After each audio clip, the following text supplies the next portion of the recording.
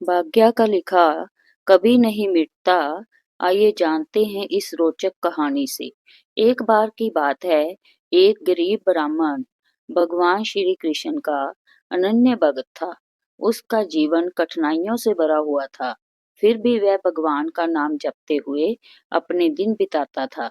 लेकिन गरीबी के कारण उसकी पत्नी अक्सर उससे कहती, तुम भगवान की इतनी पूजा करते हो, फिर भी हमारा जीवन दुखों से भरा है। क्या भगवान तुम्हारी सुनते भी है?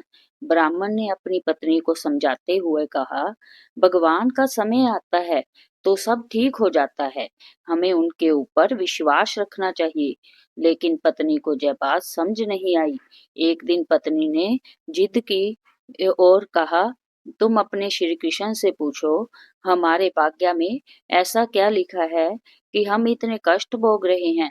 ब्राह्मण को पत्नी की बात माननी पड़ी। वह जंगल में भगवान श्री कृष्ण का ध्यान करते हुए उनसे प्रार्थना करने लगा। भगवान श्री कृष्ण उसकी सच्ची भक्ति से प्रसन्न हुए और प्रकट होकर बोले, वत्स, क्या तुम्हारी कोई विशेष इच्छा है?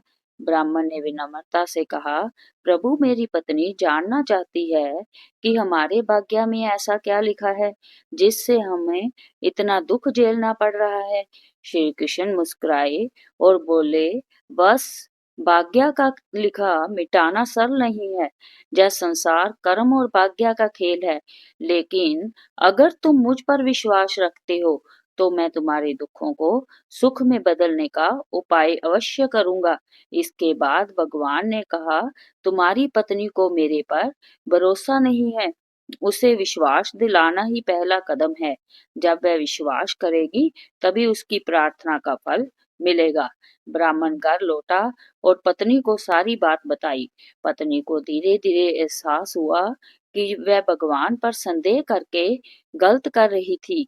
उसने भी अपने जीवन में भगवान की भक्ति को अपनाया। धीरे धीरे उनके जीवन की परेशानियां कम होने लगी। भाग्य का लिखा मिटाना कठिन है, लेकिन भगवान में विश्वास और सच्ची भक्ति से दुखों का सामना करने की शक्ति मिलती है।